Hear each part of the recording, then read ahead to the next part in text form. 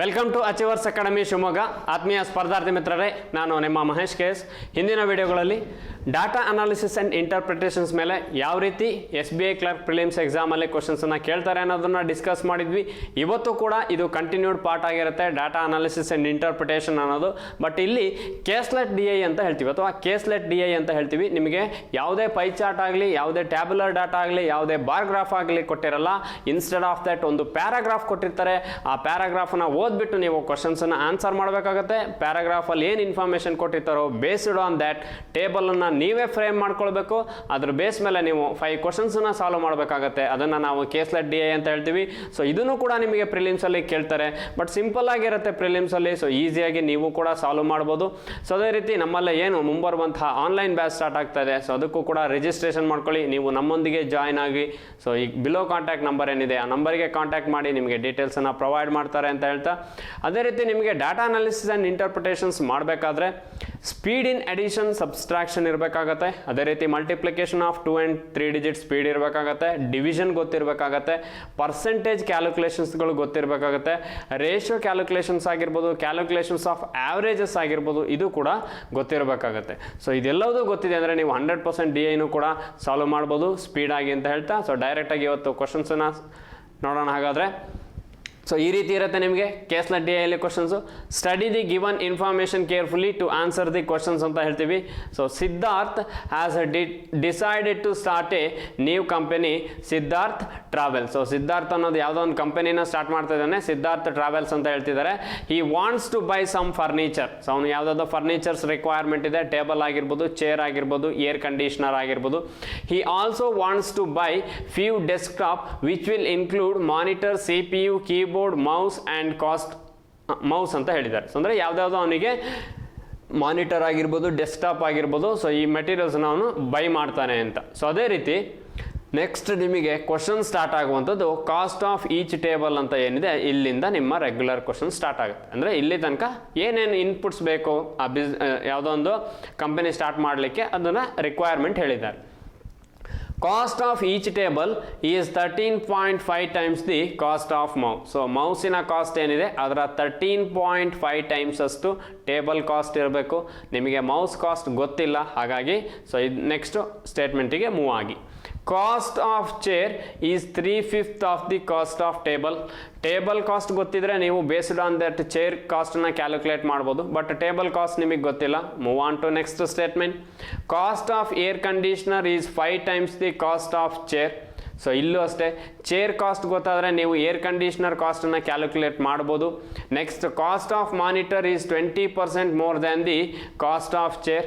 ಮಾನಿಟರ್ನ cost ಚೇರ್ನ ಕಾಸ್ಟಿಗೆ compare ಮಾಡಿದರೆ 20% ಜಾಸ್ತಿ ಇರಬೇಕು. ಸೊ ಚೇರ್ ಕಾಸ್ಟ್ ಗೊತ್ತಿಲ್ಲ, ಗೊತ್ತಿದ್ರೆ based on that monitor calculate ಮಾಡ್ತೀರಾ.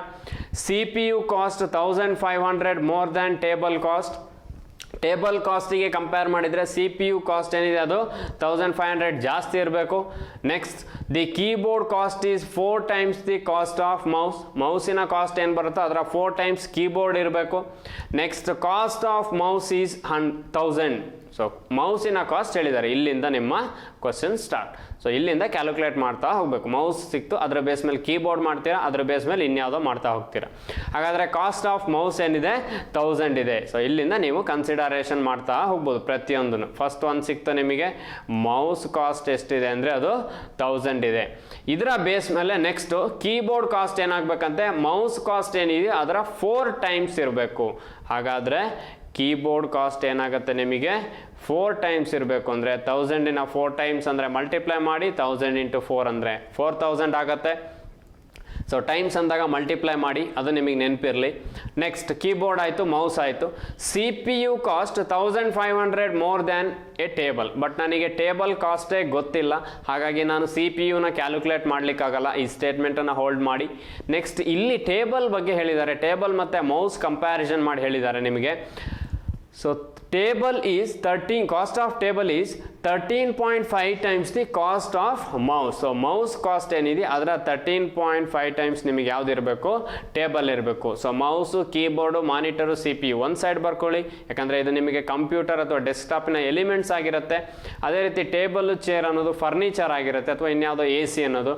ಹಾಗಾಗಿ ಇಲ್ಲಿ ನೀವು ಟೇಬಲನ್ನು ಸಪ್ರೇಟಾಗಿ ಇನ್ನೊಂದು ಸೈಡ್ ಬರ್ಕೊಂಡ್ರೆ ನಿಮಗೆ ಈಸಿ ಆಗುತ್ತೆ. ಸೊ ಟೇಬಲ್ ಕಾಸ್ಟ್ ಏನಾಗಿರಬೇಕು, 13.5 ಟೈಮ್ಸ್ ಆಫ್ ಮೌಸ್ 1000 ಇದೆ ಅಂದರೆ ಅದಕ್ಕೆ 13.5 ಟೈಮ್ಸ್ ಅಂದರೆ ನಿಮಗೆ ಅದು 13,500 ಆಗಿರಬೇಕು. ಇಲ್ಲಿ 30 ಬರುತ್ತೆ, ಡೆಸಿಮಲ್ ಇರೋದ್ರಿಂದ ಒಂದು 0 ಕ್ಯಾನ್ಸಲ್ ಮಾಡ್ಕೊಳ್ಳಿ, 13,500. ನೆಕ್ಸ್ಟು ಸೊ ಟೇಬಲ್ ಆಯಿತು. ಅದೇ ರೀತಿ ಟೇಬಲ್ ಬೇಸ್ ಮೇಲೆ ನೆಕ್ಸ್ಟ್ ನೀವು ಚೇರ್ ಕ್ಯಾಲ್ಕುಲೇಟ್ ಮಾಡ್ಬೋದು. Cost of chair is 3/5 of cost of table ಅಂತ ಹೇಳಿದ್ದಾರೆ. ಸೊ ಟೇಬಲ್ ಕಾಸ್ಟ್ ಏನಿದೆಯೋ ಅದರ 3/5 ಅಷ್ಟು ಯಾವ್ದು ಬರಬೇಕು ನಿಮಗೆ, ಚೇರ್ ಬರಬೇಕು. ಹಾಗಾದರೆ 13,500ಗೆ ನಿಮಗೆ 3/5 ಮಾಡಿದರೆ 5 2s are 10, 5 7s are 35 ಅಂದರೆ 2,700 ಇಂಟು ಇಲ್ಲಿ 3 ಇದೆ, 3ಇಂದ ಮಲ್ಟಿಪ್ಲೈ ಮಾಡಿ. 3 ಇಂಟು 0 0, 3 ಇಂಟು 0 0, 7 3s are 21, ಈಗ 1 2 ಕ್ಯಾರಿ, 3 2s are 6 + 2 8. 8,100 ಅನ್ನೋದು ಚೇರ್ ಪ್ರೈಸ್ ಆಗುತ್ತೆ. ಸೊ ಬಟ್ ಇದನ್ನು ನೀವು ರಬ್ ಮಾಡಿಕೊಂಡ್ರೆ ಡೈರೆಕ್ಟಾಗಿ 8,100 ಬರ್ಕೊಳ್ಳಿ ಚೇರ್ ಪ್ಲೇಸಿಗೆ. ಸೊ 1/5 ಆಫ್ ಟೇಬಲ್ ಪ್ರೈಸ್ ಅಂತ ಹೇಳಿದ್ದಾರೆ. ಅಲ್ಲಿ 13,500 ಇಂಟು 1/5 ಮಾಡಿದರೆ ನಿಮಗೆ ಚೇರ್ ಪ್ರೈಸ್ ಸಿಗುತ್ತೆ. ಸೊ ಅದೆಷ್ಟು ಅಂದರೆ 8,100. ನೆಕ್ಸ್ಟ್ ಚೇರ್ ಸಿಕ್ತು ಪ್ರೈಸ್. ನೆಕ್ಸ್ಟ್ ಇದ್ರ ಬೇಸ್ ಮೇಲೆ ನೆಕ್ಸ್ಟ್ ಉಳಿದಿರುವಂಥ ರಿಮೈನಿಂಗ್ ಕ್ಯಾಲ್ಕುಲೇಟ್ ಮಾಡ್ಬೋದು. Cost of air conditioner is 5 times the cost of chair. So chair ಏನು 8,100 ಇದೆ, ಇದರ 5 ಟೈಮ್ಸ್ ಯಾವ್ದು ಇರಬೇಕು ನಿಮಗೆ, AC ಅಥವಾ ಏರ್ ಕಂಡೀಷ್ನರ್ ಅದರ 5 ಟೈಮ್ಸ್ ಇರಬೇಕು. ಸೊ ಹಾಗಾದರೆ ಇದರ 5 ಟೈಮ್ಸ್ ಅಂದರೆ 0 0, 5 1s are 5, 5 8s are 40. ಹಾಗಾದರೆ 40,500 ಅನ್ನೋದು ಏನಾಗಿರುತ್ತೆ, AC ಪ್ರೈಸ್ ಅಥವಾ ಏರ್ ಕಂಡೀಷ್ನರ್ ಪ್ರೈಸ್ ಆಗಿರುತ್ತೆ. Next the cost of monitor is 20% more than the cost of chair. ಹಾಗಾದರೆ ಮಾನಿಟರನ್ನು ಈ ಸೈಡ್ ಬರ್ಕೊಳ್ಳಿ, ಯಾಕಂದರೆ ಮೌಸು, ಕೀಬೋರ್ಡ್ ಅನ್ನೋದು ಇದು ನಿಮಗೆ ಡೆಸ್ಕ್ಟಾಪ್ ಎಲಿಮೆಂಟ್ಸ್ ಆಗಿರುತ್ತೆ. ಹಾಗಾಗಿ ಮಾನಿಟರ್ ಏನಿದೆ, ಸೊ ಮಾನಿಟರ್ ಪ್ರೈಸ್ ಏನಾಗಬೇಕಂತೆ 20% more than the cost of chair. So 8,100 ಇದೆ ಚೇರ್ ಕಾಸ್ಟ್, ಇದಕ್ಕಿಂತ 20% ಜಾಸ್ತಿ ಇರಬೇಕು ಅಂದರೆ 120/100. 0 0 0 0 ಕ್ಯಾನ್ಸಲ್. ಸೊ 12 ಇಂಟು 0 0 ಆಗುತ್ತೆ ನಿಮಗೆ. 12 1s are 12ಗೆ 2, 1 carry, 12 8s are 96 + 1 ಅಂದರೆ 97. 9720 ಅನ್ನೋದು ನಿಮಗೆ ಏನಾಗಿರುತ್ತೆ, ಮಾನಿಟರಿನ ಪ್ರೈಸ್ ಅಥವಾ ಕಾಸ್ಟ್ ಆಗಿರುತ್ತೆ. ಸೊ ಅದೇ ರೀತಿ ನೆಕ್ಸ್ಟ್ ಕ್ಯಾಲ್ಕುಲೇಷನ್ಸಿಗೆ ಹೋಗೋದಾದರೆ ಮಾನಿಟರ್ ಆಯಿತು. ನೆಕ್ಸ್ಟ್ ಯಾವ್ದು ಹೇಳಿದ್ದಾರೆ ಅನ್ನೋದಾದರೆ CPU ಹೇಳಿದ್ದಾರೆ. CPU cost 1,500 more than the table cost. So ಅಲ್ಲಿಗೆ ನಿಮಗೆ CPU ಕಾಸ್ಟ್ ಕ್ಯಾಲ್ಕುಲೇಟ್ ಮಾಡೋದಾದರೆ ಸೊ ಟೇಬಲ್ ಕಾಸ್ಟಿಗಿಂತ 1,500 ಮೋರ್ ದ್ಯಾನ್ ಅಂದರೆ ಜಾಸ್ತಿ ಇರಬೇಕು ಅಂತ ಅರ್ಥ. 13,500ಗೆ 500 ಆ್ಯಡ್ ಮಾಡಿದ್ರೆ 14,000 ಪ್ಲಸ್ 1,000 ಆ್ಯಡ್ ಮಾಡಿದ್ರೆ 15,000. ಹಾಗಾದರೆ ಟೇಬಲ್ ಕಾಸ್ಟ್ 13,500 ಇದೆ ಅಂದರೆ ಅದಕ್ಕೆ 1,500 ಆ್ಯಡ್ ಮಾಡಿದರೆ CPU ಪ್ರೈಸ್ ಸಿಗುತ್ತೆ. ಹಾಗಾದರೆ CPU ಕಾಸ್ಟ್ ಏನಾಗಿರಬೇಕು 15,000. ಇದಿಷ್ಟು ನಿಮಗೆ ಇಲ್ಲಿ ಕೊಟ್ಟಿರುವಂತಹ ಇನ್ಫಾರ್ಮೇಶನ್ ಬೇಸ್ ಮೇಲೆ ಮಾಡಿದ್ರಿ. ಇದರ ಬೇಸ್ ಮೇಲೆ ನೆಕ್ಸ್ಟ್ ಯಾವ್ಯಾವ ರೀತಿ ಕ್ವಶನ್ಸ್ ಕೇಳಿದ್ದಾರೆ ಅನ್ನೋದು ನೆಕ್ಸ್ಟ್ ನೋಡ್ತಾ ಹೋದರೆ ನಿಮಗೆ ಅಲ್ಲಿ ಸಾಲ್ವ್ ಆಗ್ತಾ ಹೋಗುತ್ತೆ. ಹಾಗಾದರೆ ನೆಕ್ಸ್ಟ್ ಕ್ವಶನ್ಸ್ ನೋಡೋದಾದರೆ ಸೊ ಇದರ ಬೇಸ್ ಮೇಲೆ ಏನು ಕ್ಯಾಲ್ಕುಲೇಟ್ DA ಇದೆ, ಇದರ ಬೇಸ್ ಮೇಲೆ ಫಸ್ಟ್ ಕ್ವಶನ್ಸ್ ನಾವು ನೋಡ್ತಾ ಹೋಗೋಣ. ಹಾಗಾದರೆ ಸೊ ಫಸ್ಟ್ ಕ್ವಶನ್ಸು ಈ ರೀತಿ ಇದೆ. ಟೋಟಲ್ ಕಾಸ್ಟ್ ಆಫ್ ಟೇಬಲ್ ಮತ್ತು ಚೇರ್, ಅಲ್ಲಿ ನಿಮಗೆ 2 ಟೇಬಲ್ಸೋ 2 ಚೇರೋ ಏನೋ ಹೇಳಿರ್ತಾರೆ. ಸೊ ಹಾಗಾಗಿ ನೀವೇನು ಈ ಕ್ಯಾಲ್ಕುಲೇಷನ್ಸ್ ಮಾಡಿದ್ರಿ, ಈ ಕ್ಯಾಲ್ಕುಲೇಷನ್ಸ್ ಬೇಸ್ ಮೇಲೆ ನಿಮಗೆ ಎಂಟೈರ್ 5 ಕ್ವಶನ್ಸನ್ನು ಸಾಲ್ವ್ ಮಾಡ್ಬೋದು. ಸೊ ಮತ್ತೆ ಯಾವುದೇ ನಿಮಗೆ ಅಲ್ಲಿ ಕಾಂಪ್ಲಿಕೇಟೆಡ್ ಸಿಂಪಲ್ ಕ್ಯಾಲ್ಕುಲೇಷನ್ ಬರ್ಬೋದು ಅಷ್ಟೇ. ಅಂದರೆ ಪರ್ಸೆಂಟೇಜ್ ಮಾಡಬೇಕಾಗಿರುತ್ತೆ, ಡಿಫ್ರೆನ್ಸು ಇನ್ಯಾವುದೋ ಟೋಟಲ್ ಕಾಸ್ಟು ಇನ್ನೇನೋ ಮಾಡಬೇಕಾಗಿರುತ್ತೆ ಅಷ್ಟೇ. ಕಾಂಪ್ಲಿಕೇಟೆಡ್ ಕ್ಯಾಲ್ಕುಲೇಷನ್ಸ್ ಯಾವುದೂ ಬರಲ್ಲ. ಸೊ ನೀವು ಫಸ್ಟು ಇದನ್ನು ಕರೆಕ್ಟಾಗಿ ಅನಲೈಸ್ ಮಾಡಿ ಸಾಲ್ವ್ ಮಾಡಬೇಕಾಗತ್ತೆ. ಹಾಗಾದರೆ what will be the total cost of 1 table 2 chair ಅಂತ ಕೇಳಿದ್ದಾರೆ. ಹಾಗಾದರೆ ಒಂದು ಟೇಬಲ್ ಕಾಸ್ಟ್ ಏನಾಗುತ್ತೆ ನಿಮಗೆ 13,500 ಆಗುತ್ತೆ. ನೆಕ್ಸ್ಟ್ ಚೇರ್ ಮಾತ್ರ 2 ಚೇರ್ ಹೇಳಿದ್ದಾರೆ. ಹಾಗಾದರೆ ಒಂದು ಟೇಬಲಿನ ಕಾಸ್ಟು 13,500. ಚೇರ್ ಎಷ್ಟು, 2 ಚೇರ್ ಹೇಳಿದ್ದಾರೆ. ಹಾಗಾದ್ರೆ ಒಂದು ಚೇರಿಗೆ 8,100 ಆದರೆ 2ಗೆ 2 into 0, 2 1s are 2, 2 8s are 16, 16,200 ಆಯಿತು. ಸೊ 16,200 ಇದಕ್ಕೆ ಆ್ಯಡ್ ಮಾಡ್ಕೊಳ್ಳಿ. 0 0 7 6 + 3 9 ಆಗುತ್ತೆ. 29,700. ಆಪ್ಷನ್ ಸಿ ಆನ್ಸರು 29,700 ಅನ್ನೋದು ನಿಮ್ಮ ಆನ್ಸರ್ ಆಗಿರುತ್ತೆ. ಸೊ ಈ ರೀತಿ ನೀವು ಸ್ಪೀಡಾಗಿ ಕ್ಯಾಲ್ಕುಲೇಟ್ ಮಾಡ್ತಾ ಹೋಗ್ಬೋದು. ಪ್ರಿಲಿಮ್ಸಲ್ಲಿ ಈಸಿ ಇರುತ್ತೆ, ಸ್ಪೀಡ್ ಮಾಡಬೇಕಾಗತ್ತೆ ಕ್ಯಾಲ್ಕುಲೇಷನ್ಸನ್ನು. ಸೊ ಇದೇ ರೀತಿ ನಿಮಗೆ ಒಂದು ಕ್ವಶನ್ಸನ್ನ ಟೇಬಲ್ ಮತ್ತು ಚೇರಿನ ಕಾಸ್ಟ್ ಪ್ರೈಸ್ ಬಗ್ಗೆ ಕೇಳಿದರು. ನೆಕ್ಸ್ಟ್ ಇನ್ನೊಂದು ಯಾವುದೋ ಕ್ವಶನ್ಸನ್ನ ಯಾವುದೋ ಅಮೌಂಟ್ ಡಿಫ್ರೆನ್ಸ್ ಮೇಲೆ ಕೇಳ್ಬೋದು, ಅಥವಾ ಇನ್ಯಾವುದೋ ಒಂದು ಆವ್ರೇಜ್ ಬೇಸು ಅಥವಾ ಇನ್ಯಾವುದೋ ಪರ್ಸೆಂಟೇಜ್ ಬೇಸ್ ಮೇಲೆ ಕೇಳ್ಬೋದು. ಹಾಗಾದರೆ ಅದೇ ರೀತಿ ಸೆಕೆಂಡ್ ಕ್ವಶನ್ಸ್ ನೋಡ್ತಾ ಹೋಗೋಣ. ವಾಟ್ ಈಸ್ ದ ರೇಷಿಯೋ, ಈ ಕ್ವಶನ್ಸನ್ನ ರೇಷಿಯೋ ಬೇಸ್ ಮೇಲೆ ಕೇಳಿದ್ದಾರೆ. ಯಾವುದೋ ಎರಡು price, ratio of cost of CPU and total cost of mouse and keyboard together. Mouse ಮತ್ತು ಕೀಬೋರ್ಡನ್ನು ಆ್ಯಡ್ ಮಾಡಬೇಕು, ಪ್ರೈಸು CPU ಪ್ರೈಸ್ ಜೊತೆ ಕಂಪೇರ್ ಮಾಡಬೇಕು. ಹಾಗಾದರೆ CPU ಪ್ರೈಸ್ ಎಷ್ಟಿದೆ ನಿಮಗೆ? 15,000 ಇದೆ. ಇದು ನಿಮಗೆ CPU ಪ್ರೈಸ್ ಆಯಿತು. ಸೊ CPU 15,000 ಇದೆ. ಅದೇ ರೀತಿ ನೆಕ್ಸ್ಟು ಮೌಸ್ ಮತ್ತು ಕೀಬೋರ್ಡ್ ಎರಡು ಆ್ಯಡ್ ಮಾಡಿ ಕಂಪೇರ್ ಮಾಡಿ. ಮೌಸ್ ಆ್ಯಂಡ್ ಕೀಬೋರ್ಡ್ ಟುಗೆದರ್ ಅಂದರೆ ಆ್ಯಡ್ ಮಾಡಬೇಕು. ಮೌಸ್ 1000 ಇದೆ, ಕೀಬೋರ್ಡ್ 4000 ಇದೆ ಅಂದರೆ ಆ್ಯಡ್ ಮಾಡಿದರೆ 5000. ಈ 0 ಕ್ಯಾನ್ಸಲ್ ಮಾಡ್ಕೊಳ್ಳಿ. 5 1s 5 3s. ಹಾಗಾದರೆ ನಿಮ್ಮ ರೇಷಿಯೋ ಏನಾಗಬೇಕು ಅಂದರೆ CPU ಕೀಬೋರ್ಡ್ ಆ್ಯಂಡ್ ಮೌಸಿನ ರೇಷಿಯೋ 3:1. ಆಪ್ಷನ್ ಸಿ ಆನ್ಸರ್ 3:1 ಅನ್ನೋದು ನಿಮ್ಮ ಆನ್ಸರ್ ಆಗಿರುತ್ತೆ. ಸೊ ಇದೇ ರೀತಿ ನೆಕ್ಸ್ಟ್ ಕ್ವಶನ್ಸ್ ನೋಡ್ತಾ ಹೋಗೋದಾದರೆ, ಸೊ ಇಲ್ಲಿ ಸೆಕೆಂಡ್ ಕ್ವಶನ್ಸನ್ನು ನಿಮಗೆ ರೇಷಿಯೋ ಬೇಸ್ ಮೇಲೆ ಕೇಳಿದರು. ಥರ್ಡ್ ಕ್ವಶನ್ಸನ್ನು ಇನ್ನೊಂದು ಯಾವುದೋ ಡಿಫ್ರೆನ್ಸು ಅಥವಾ ಆವ್ರೇಜ್ ಬೇಸ್ ಮೇಲೆ ಕೇಳಿರ್ತಾರೆ. ಹಾಗಾಗಿ ಪ್ರತಿಯೊಂದು ಕ್ವಶನ್ಸನ್ನು ಕರೆಕ್ಟಾಗಿ ಐಡೆಂಟಿಫೈ ಮಾಡಬೇಕಾಗತ್ತೆ. ಏನು ಕೇಳಿದಾರೋ ಅದನ್ನು ಸಾಲ್ವ್ ಮಾಡ್ತಾ ಹೋಗಿ. ಥರ್ಡ್ ಕ್ವಶನ್ಸ್ ನೋಡ್ತಾ ಹೋಗೋಣ. ಹಾಗಾದರೆ if the cost of a keyboard and mouse increases by 20 and 15% respectively. Keyboard ಮತ್ತು ಮೌಸ್ ಪ್ರೈಸ್ ಏನಿದೆ ಅದು ರೈಸ್ ಆಗ್ತಾ ಇದೆ. ಹಾಗಾದರೆ what will be the total cost of a ಡೆಸ್ಕ್ಟಾಪಿನ ಕಾಸ್ಟ್ ಏನಾಗುತ್ತೆ? ಸೊ ಕೀಬೋರ್ಡ್ ಮತ್ತು ಮೌಸ್ ರೈಸ್ ಆಗ್ತಾ ಇದೆ, ಜೊತೆಗೆ ಡೆಸ್ಕ್ಟಾಪಿಗೆ ಇನ್ನೂ ಯಾವ್ಯಾವ ಎಲಿಮೆಂಟ್ಸ್ ಬೇಕು ಅಂತ ಹೇಳ್ತಿದ್ದಾರೆ ಅವರು. Cost of CPU and monitor is same ಅಂತ ಹೇಳ್ತಿದ್ದಾರೆ. ಅಲ್ಲಿಗೆ ನಿಮಗೇನು ಹೇಳಿದ್ದಾರೆ ಅಂದರೆ cost of keyboard and cost of mouse. So keyboard 20% rise ಆಗುತ್ತೆ, ಮೌಸ್ 15% ರೈಸ್ ಆಗುತ್ತೆ. ಹಾಗಾದರೆ ಡೆಸ್ಕ್ಟಾಪಿನ ಕಾಸ್ಟ್ ಪ್ರೈಸ್ ಏನಾಗುತ್ತೆ? ಡೆಸ್ಕ್ಟಾಪ್ ಆಗಬೇಕು ಅಂದರೆ ಕೀಬೋರ್ಡು ಮೌಸು, ಅದರ ಜೊತೆಗೆ CPU ಮತ್ತು ಮಾನಿಟರ್ ಇರಬೇಕು. But CPU monitor cost same ಇರುತ್ತೆ, ಚೇಂಜ್ ಆಗಲ್ಲ. ಕೀಬೋರ್ಡ್ ಮತ್ತು ಮೌಸ್ ಪ್ರೈಸನ್ನು ಚೇಂಜ್ ಮಾಡಿ ನೀವು ಆ್ಯಡ್ ಮಾಡಬೇಕಾಗತ್ತೆ. ಸೊ ಹಾಗಾದರೆ ಕೀಬೋರ್ಡ್ ಪ್ರೈಸ್ ಕ್ಯಾಲ್ಕುಲೇಟ್ ಮಾಡೋದಾದರೆ ನೀವು 4000 ಇರೋದು 20% ರೈಸ್ ಆಗ್ತಾ ಇದೆ ಅಂದರೆ ನಿಮಗೆ 4000 × 120/100. 100ಗೆ 20% ರೈಸ್ ಆಗಿದೆ ಅಂತ ಅರ್ಥ. 2 0 ಕ್ಯಾನ್ಸಲ್ ಮಾಡ್ಕೊಳ್ಳಿ. ಸೊ ಅಲ್ಲಿಗೆ ಇಲ್ಲಿ 00. So 12 4s 48. 4800 ಅನ್ನೋದು ನಿಮಗೆ ಏನಾಗಿರುತ್ತೆ? ಸೊ ಅದು ಕೀಬೋರ್ಡಿನ ಪ್ರೈಸ್ ಜಾಸ್ತಿ ಆಗಿದೆ, ಅಥವಾ 20% ರೈಸ್ ಆದಾಗ 4800 ಆಗುತ್ತೆ. ನೆಕ್ಸ್ಟ್ ಅದೇ ರೀತಿ ಮೌಸಿಗೆ ಬನ್ನಿ. ಮೌಸಲ್ಲಿ 15% ರೈಸ್ ಆಗಿದೆ ನಿಮಗೆ.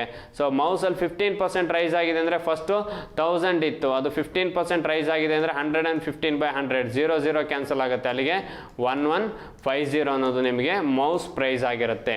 ಹಾಗಾದರೆ 4800 1150 ಎರಡು ವ್ಯಾಲ್ಯೂ ಸಿಕ್ತು.